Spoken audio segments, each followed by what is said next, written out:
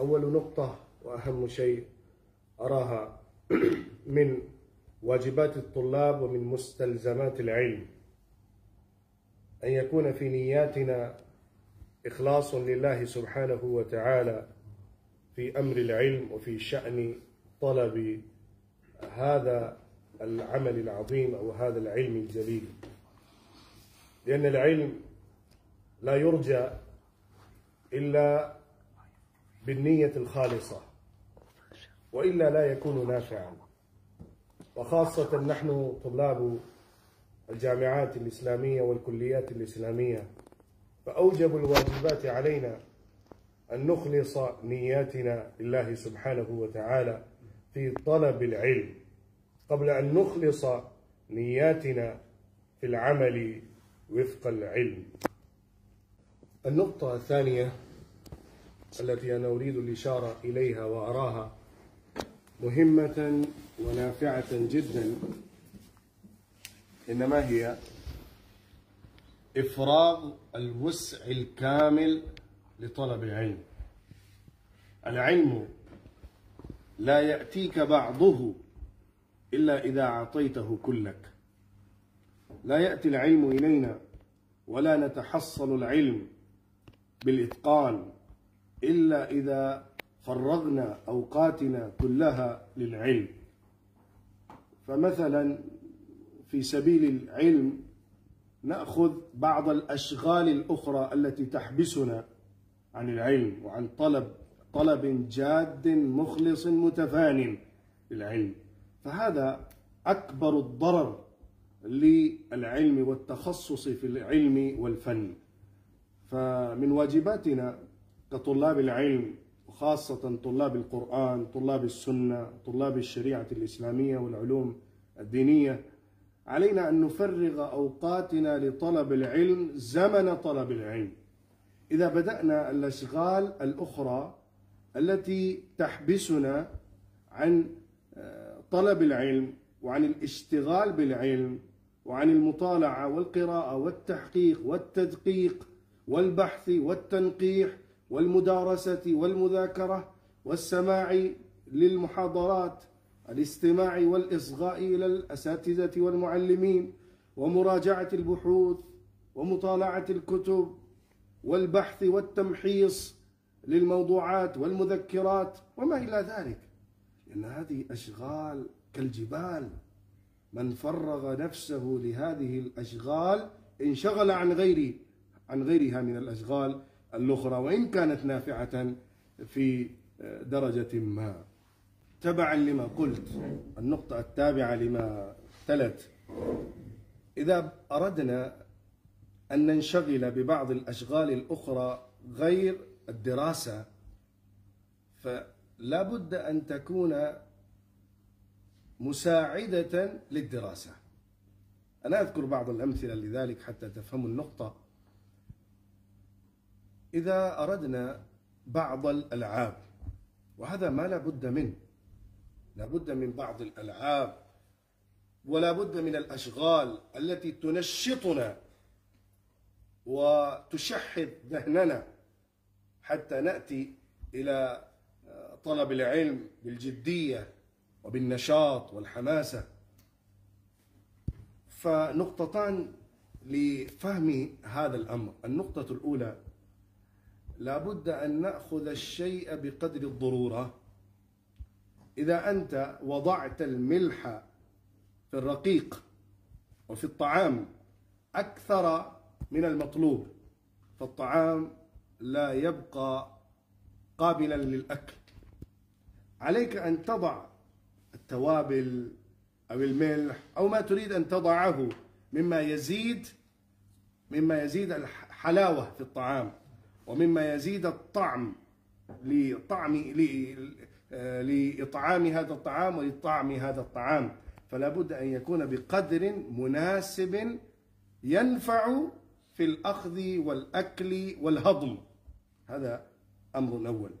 الأمر الثاني، عليك أن تأخذ بنشاطات جسدية ذهنية ترقيك وتنميك في العلم التطبيقي. لأن العلم الذي نحن نحصله من الكليات والمدارس هو علم نظري، ربما يكون علما يعني فكريا، علما دعويا نظريا، فنحتاج إلى التطبيق ونحتاج إلى العمل. وهذا التطبيق لابد منه من نشاطاتنا، فالنشاطات الجامعية والنشاطات السكنية والنشاطات الثقافية كلها لابد أن تكون في دائرة العلمية والمنهجية والموضوعية للهدف المنشود وللغاية المرجوة. فإذا أخذت بالنشاطات يعني غير الملاعب وغير الألعاب، النشاطات الجسدية بقدر ضروري لا بد منه، لكن غيرها من النشاطات الفكرية والنشاطات الدعوية والنشاطات العملية لا بد منها إذا كانت تساعد النظريات في العلوم والفنون، ولا بد منها لكي نطبق بين النظرية وبين الحقيقة. انظروا أيها الإخوة، الغاية أو الهدف لطلبنا وطلبكم العلوم الإسلامية أولا معرفة مراد الله من شريعة الله، ثانيا التفقه فيما أنزله الله من الدين والشريعة والأحكام والقيم والمثل، ثالثا الإنذار والتبليغ والدعوة. هذه هي المراحل الثلاث التي لا بد منها. أنا أعيدها. أولا يجب علينا كطلاب العلوم الشرعية أن نحاول قدر المستطاع لفهم مراد الله. ماذا يريد الله منا كأمة، كأفراد، كجماعات، كأقوام مختلفين في أوطان مختلفة؟ ماذا أراد الله منا، من نفسي، من شخصيتي، من فردي؟ ماذا أراد الله مني كشعيب؟ ماذا أراد الله من كعبد العزيز، كعبد الله، كفلان وفلان؟ ماذا يريد الله مني؟ علي أن نعرف هذا قبل أن نعرف كل شيء. ثانيا، إذا كنا اخترنا مجال الدراسات الإسلامية التي تعرف عندكم بالإلهيات، فلا بد من التفقه في الدين. وهذا التفقه لا يكون للنفس فقط، يعني لي فقط. التفقه يقتضي فهم كل المقتضيات بإرشاد الناس. علي أن أرشد الناس، علي أن أوجه الناس إلى الصراط المستقيم، إلى الحق، إلى الجادة القويمة، بمعرفة أمر الله سبحانه وتعالى وفهم دين الله سبحانه وتعالى والتفقه في شريعة الله تبارك وتعالى. فإن الله سبحانه وتعالى طلب مني ومنكم ومن الطائفة المختارة التي تتفرق لطلب العلوم الشرعية، ماذا قال الله؟ فلولا نفر من كل فرقة منهم طائفة ليتفقهوا في الدين ولينذروا قومهم إذا رجعوا إليهم لعلهم يحذرون. ليس الواجب على كل فرد من أفراد الأمة أن يتفقه في الدين، طائفة مختارة التي تتخصص للعلوم الشرعية، والتي تفرغ أنفسهم، والتي تفرغ نفسها الطائفة لطلب مراد الله سبحانه وتعالى في شريعة الله. فالتفقه في دين الله هو الهدف الذي لا بد من الحصول عليه كطلابنا للعلوم الشرعية. وبعد هذا لم نكن متفقهين، فقهاء، علماء، مفسرين لألقاب مجردة أو لمناصب محضة أو لمعرفة بين الناس أو للمراء والجدال، إنما هذا المنصب الذي نحصله كعلماء الأمة لنبلغ رسالة الله إلى عباد الله، لينذروا قومهم إذا رجعوا إليهم لعلهم يحذرون.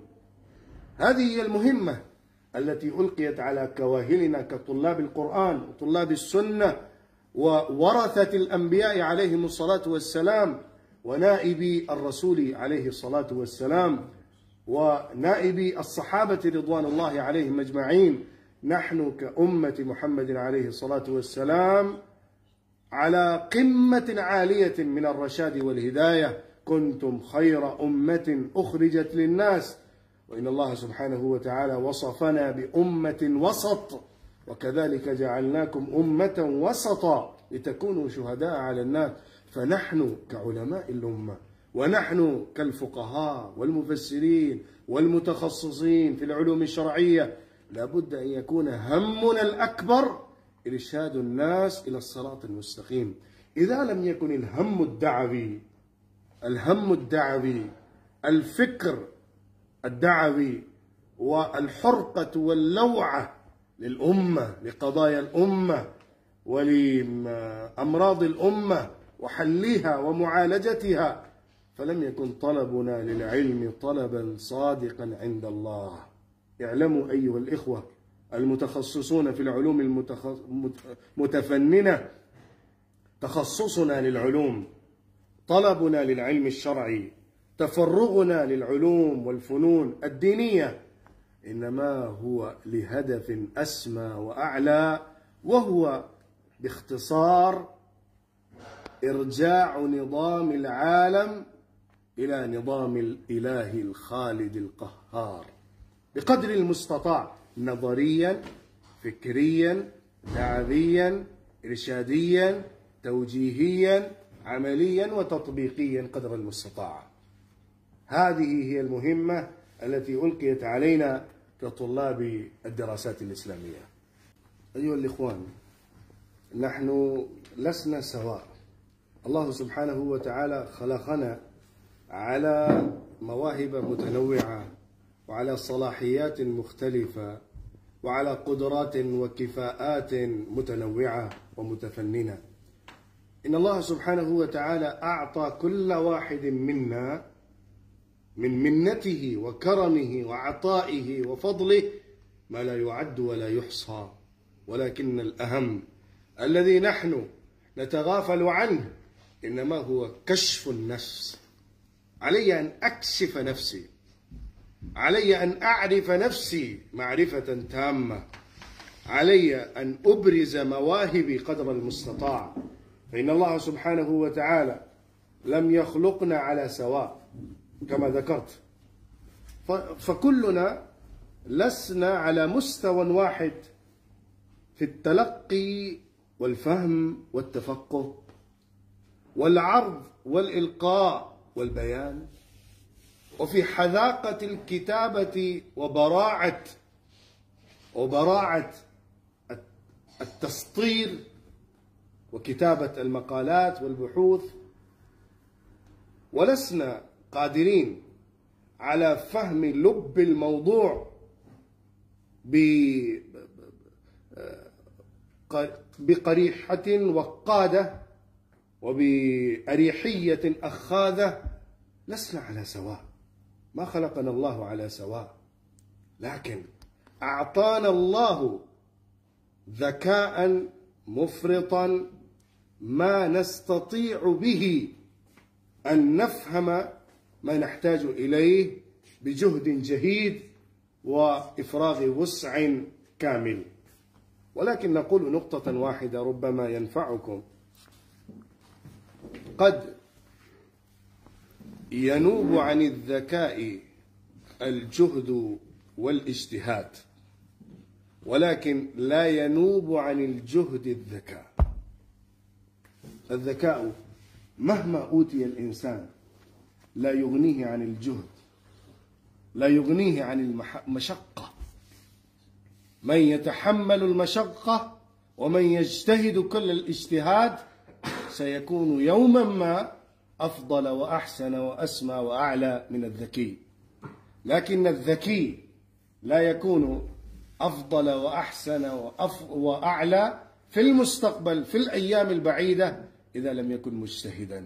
فالاجتهاد سبيل النجاة وسبيل الفوز والفلاح. فإن الله قال: وأن ليس للإنسان إلا ما سعى وأن سعيه سوف يرى ثم يجزاه الجزاء الأوفى.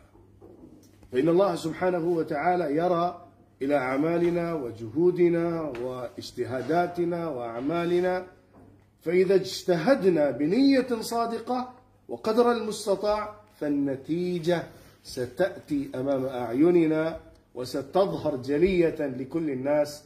ولكن الذكاء الذي يغفل الإنسان عن الاجتهاد والعمل فإنه لا يجعله كاملا متكاملا وناجحا ومفلحا في مستقبله. أما بالنسبة للدراسة وتلقي العلم، أنا أقول أنتم في مراحل مختلفة من الليسانس والماجستير والدكتوراه، المراحل الجامعية المختلفة. نحن ندرس المواد التي تعين كمقررات في المدارس، وكذلك بعض النشاطات الكتابية وإعداد البحوث الواجبة نحن نقوم بها ولا بد منها. لكن في نظري أهم شيء في تلقي العلم المتقن هو الاجتهاد في الإحاطة بالموضوع من كل الجهات. نحن ندرس الموضوع ونحقق المسألة أو نعد البحث فقط يعني واجب مدرسي أو واجب جامعي. هذا لا يكون، هذا ليس بشأن طالب العلم الطالب الصادق. ماذا يفعل؟ هو يحقق لنفسه، لا للأستاذ ولا للمدرسة ولا للجامعة. هو يحقق لنفسه ويراجع الكتب لنفسه ليتقن في المسألة، ليتقن في العلم. فمراجعة أمهات الكتب لكل فن لازمة وواجبة على طلاب الدراسات الإسلامية. لا بد من الأخذ من علوم القرآن، ثم من علوم السنة، ثم من علوم الفقه قدر المستطاع. ليس الإحاطة بكل الكتب، لكن أمهات الكتب التي تعرف بأصول للفن لا بد من قراءتها بالاستقراء والتتبع. فإذا قرأنا هذه الكتب وأتقنا فيها فاستطعنا أن نطالع الكتب الأخرى بأنفسنا ونراجعها يعني بالسرد فقط. إذا قرأنا بعض الأوراق منها وقرأنا يعني عبورا على الكتاب لفهمنا اللب والمغزى للكتاب. هذا لا يأتي إلا بعد الإتقان لأمهات الكتب. فمراجعة الأصول لكل فن، مثلا إذا أنت تتخصص في أصول التفسير فعليك ببعض أمهات الكتب من التفسير ومن الأصول، وإذا كنت في علوم الحديث فعليك بهذا، وفي علوم الفقه فعليك بمثل هذا، وفي علم العقائد أو في علم الكلام فنفس الشيء. هذه قاعدة وضابطة لا بد من الاهتمام بها في طلب العلم وتلقي العلوم الشرعية خاصة. أنا أنتمي إلى الهند، والهند معروفة بالعلوم الشرعية والدراسات الإسلامية بمدارسها العملاقة ودور العلوم فيها، ومن أهمها دار العلوم ديوبند، ودار العلوم لندوة العلماء، ومظاهر العلوم، والجامعة السلفية، وغيرها من المدارس الموجودة في الهند بمختلف المناهج والطوائف. لكن أهم شيء الذي أراه عندنا في الهند أريد أن أنقله إليكم، إنما هو الاشتغال بالعلم على حساب الدنيا. ربما لا يكسب الإنسان الدنيا ولكنه لا يترك العلم، ولكنه لا يترك الاجتهاد في العلم.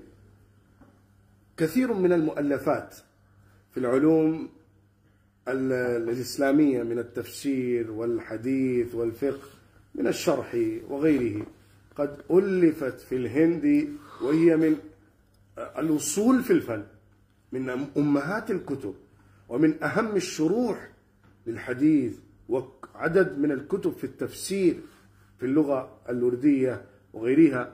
فهذه الكتب قد ألفت من قبل العلماء الجهابذة الفطاحل من العلماء الأبطال عندنا، ليست لكسب الدنيا ولشيء ما، وإن يعني تركوا الدنيا ولم يحصلوا على شيء من الدنيا، من أبهة الدنيا وفخفخة الأرض والدنيا وحطام الدنيا، ولكنهم فرغوا أنفسهم للعلم بلا أي بدل، بلا أي جزاء، لا يريدون جزاء ولا شكورا، يعملون لله.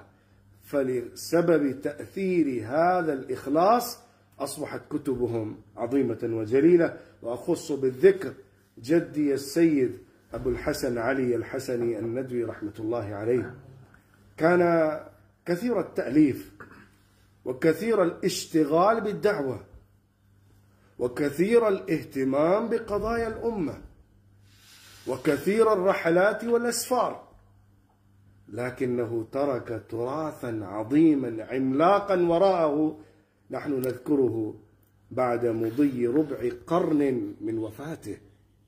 لماذا؟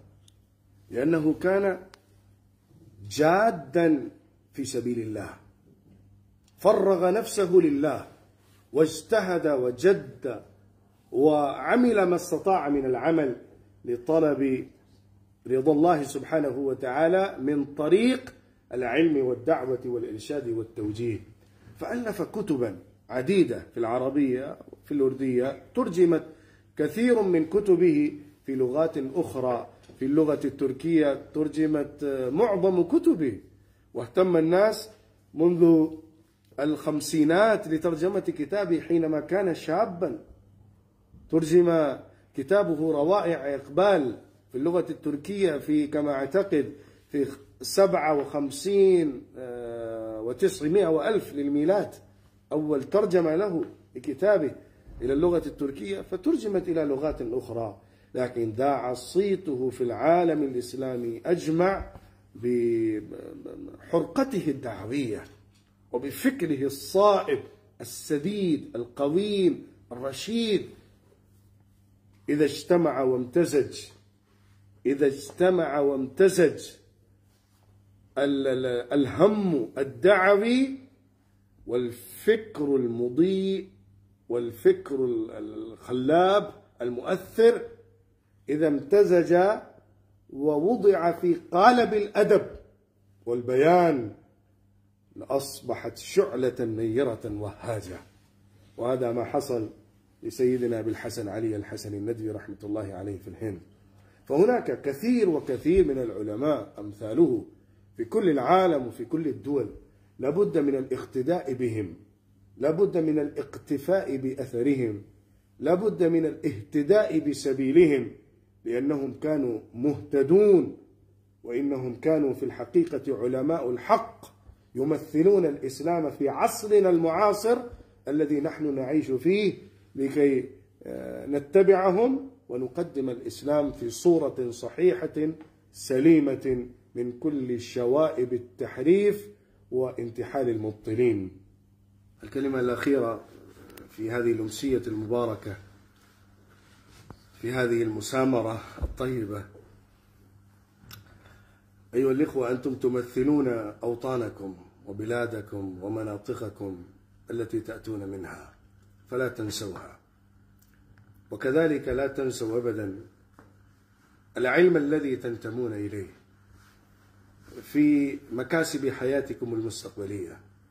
كثيرا ما نرى إخواننا يشتغلون بالعلم والدراسات الإسلامية طوال سنين، يقضون سنوات عديدة في طلب العلوم الشرعية والدراسات الإسلامية، ثم يشتغلون بأشغال لا بد منها للمعاش وللحياة، ولكنهم يبتعدون حينا بعد حين عن العلم، وهذه خسارة، والله خسارة عظيمة.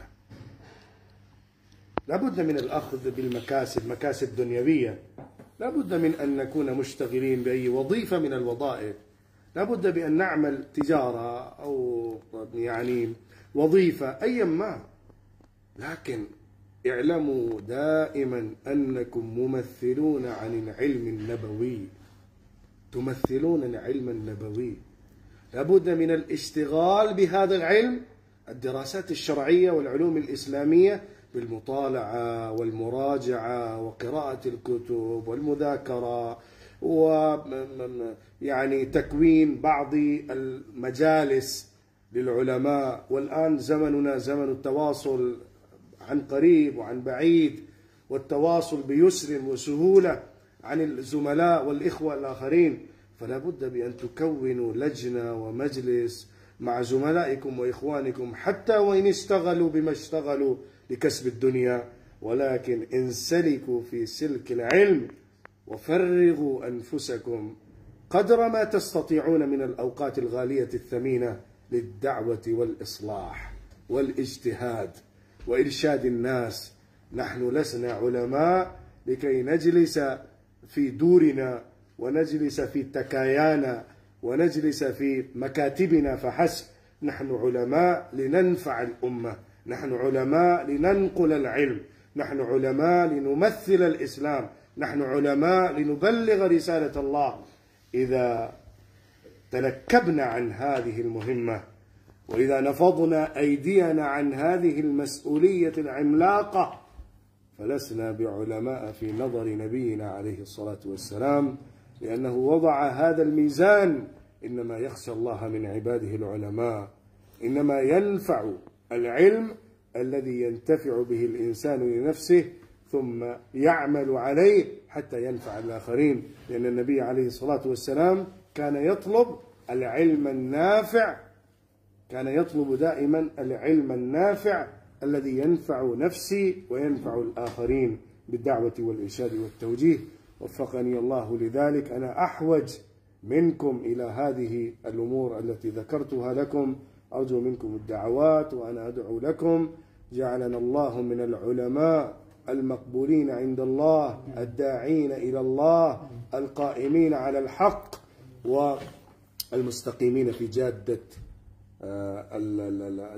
النبي عليه الصلاة والسلام وجادة الله سبحانه وتعالى القويمة السديدة. جزاكم الله خيرا وشكر الله مساعيكم وبارك الله فيكم، وآخر دعوانا الحمد لله رب العالمين.